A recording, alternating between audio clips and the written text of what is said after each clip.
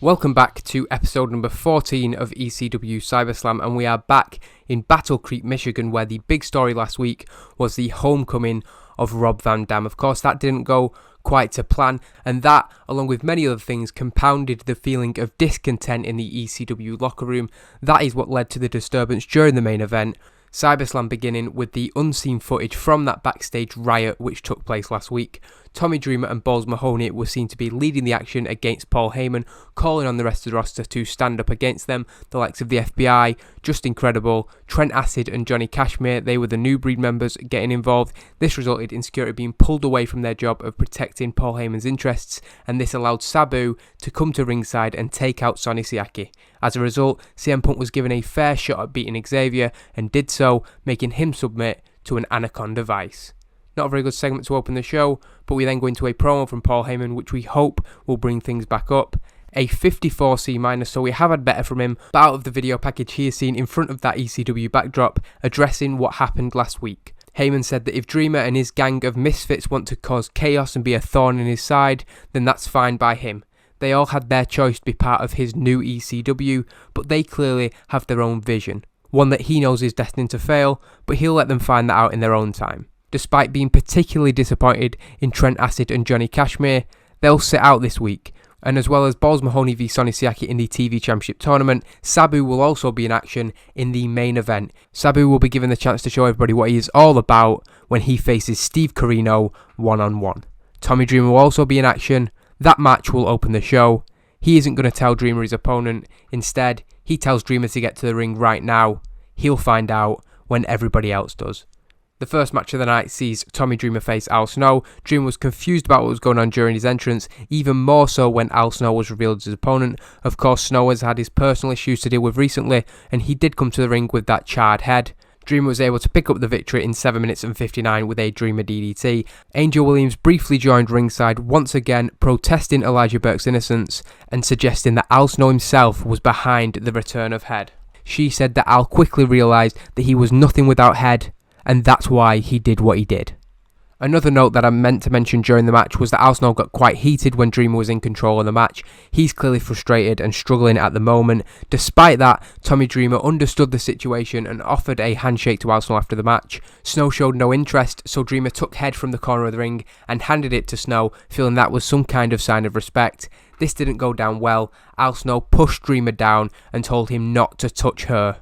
The two then began pushing each other, the shoving match only broken up when Low-Key, Homicide and Xavier came down to the ring to take out both men. Rob Van Dam and Sabu were quickly out to try and help Dreamer and Al Snow, looked to get their hands on the hustle, but were quickly swarmed by that personal security team that Paul Heyman has assembled. Rob Van Dam and Sabu were then carried out of the ringside area by that dozen-strong team. Standing tall in the ring, Hustle enjoyed watching RVD and Sabu once again being manhandled, the commentator suggesting that the manpower that Heyman has been able to draft in makes it almost impossible for the originals to succeed in the new ECW. We then go into a segment where Shelly Martinez introduces the audience to her new boyfriend, Kevin Fertig, looking up at the huge man. She puts over that unlike Danny Doran and Johnny Swinger, he truly is a big man, and she can't wait to unleash him all over ECW. The couple then begin tonguing each other's faces, again for much longer than is comfortable for anybody watching. Fertig then bites the neck of his girlfriend. This is something she clearly very much enjoys, and she drags Fertig away by his collar to end the segment. Heading elsewhere, Paul Heyman is as usual surrounded by his security team as he walks through the back. Steve Corino looks to get a word with the chief of ECW, but security are quickly ready to remove Paul from the situation. Heyman tells the security that it's fine, as Corino asks him what the hell's going on. Corino says that he's evolved and he has proved himself, but still Heyman isn't giving him what he deserves. Instead, he has to fight that psychopath Sabu in the main event. He says Paul should not be encouraging the type of behaviour that Sabu displays. Paul tells Steve Corino that it isn't personal. He promises Steve that if he can take out Sabu tonight, then he'll be looked on very favourably. Corino says that he shouldn't have to prove himself, but Heyman just says, sorry Steve, it's business. A 54 C-, so that is a good rating for us.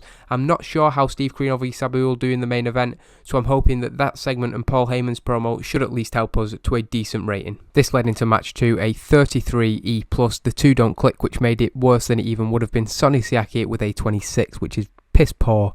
Balls Mahoney with a 35. Really not a good match, no heat, terrible wrestling. In 8 minutes and 13 though, a Siakalypse powerbomb, enough for Sonny Siaki to advance to the semi-final of the ECW Television Championship Tournament. With no outside involvement in the match, the commentators put over that the final four of the ECW TV Championship Tournament is now confirmed. Having had 3 members of their group in the tournament to begin with, Hustle now represents 50% of the final four, with 0 originals managing to make the cut. The commentators suggest that Brent Albright versus Homicide and CM Punk v Sonny Siaki in the semi-finals may be a look into the very near future of the new ECW. As Siaki leaves the ring, the commentators talk about his victory, pointing out that that was the second time in recent weeks that he has pinned Balls Mahoney. Of course, the first time was overshadowed by the serious injury suffered to the Sandman. After footage of the powerbomb to the concrete that took him out, the commentators lead into an update on his condition. Shown in his home, Sandman is only shot from the shoulders up, but it is clear that he is in a wheelchair. He also has a brace around his neck. He's in a very bad way. Sandman tells ECW fans that he will never give up fighting, but he has been given some very bad news. He reveals in a heartfelt promo that he has been told that he will never be able to return to the ring, and he'll be lucky if he can walk again. With that said, whether he's part of the fight back or not, he is ready to the ECW roster kick the Hustle out of the company and give Paul Heyman the ass kicking he deserves. Another poor segment, the Sandman improvising very badly, and again this show is not doing very well for us at all. We then see that Paul Heyman is watching that footage in the back, feigning tears in an over-the-top manner. He's basically mocking the fact that the Sandman's career is over as he watches back the powerbomb that ended his career. The security team then approach Heyman, however, and he is told that Rob Van Dam has once again attempted to return to the building, but has been stopped at security. Paul is clearly annoyed that they have to deal with that instead of protecting him, and suggests that the cops get called again. Paul adds that they should tell the cops to check his bag. Heyman was sure he smelled something on Van Dam earlier tonight. A 47D for the main event, Steve Corino defeating Sabu in 11 minutes and 48, following interference from Stevie Richards and C.W. Anderson, the two of them stopping Sabu, who was about to hit the Arabian Skull Crusher, laying him out and allowing Corino to hit the old school expulsion to pick up the victory. A 56 for Sabu, a fairly disappointing 50 for Steve Corino, and a very bad rating for the main event. Anderson, Stevie Richards and Steve Corino then stand tall in the ring after the victory, with the man who claimed he would only look out for himself in ECW having drafted in some backup. Corino's smug look riles up Joey Styles, but Taz admits that Corino has made the smart call, the only call he could really make. Despite the events earlier in the night, Rob Van Dam somehow has managed to breach Paul Heyman's security, coming down to the ring with a steel chair. Anderson and Richards leave the ring going after the world champion, but are dropped by him on the way to the ring as he is swinging that steel chair. Before RVD can get to Corino, the King of Pro Wrestling ducks out of the ring, the newly formed trio heading up the ramp. RVD then takes a microphone from ringside and calls out the Hustle. After he does that, Rob Van Dam hands a second chair to Sabu, who he helps back to his feet, the Hustle obliging in answering the call out. Quickly it becomes clear that RVD and Sabu are in a bad situation, but they're ready to fight against the odds. Each taking a corner of the ring, Hustle surround the two originals, eventually entering to take them down. Sabu and RVD both have steel chairs, but were swarmed too quickly for the steel chairs to have any effect. Low-Ki once again making his intentions to take the ECW World Championship from Rob Van Dam clear, this time literally taking the title with him as Hustle left the ring. Stealing the ECW World Championship from Rob Van Dam in his hometown doesn't go down well, of course, Low-Ki leading the group to the back, with Heyman coming out to end the show. Paul Heyman says that he didn't know if Rob could hear him, but he's sure that he'd watch the show back on ECW.com. If Rob wants his championship back from Low-Ki, he has the perfect opportunity for him.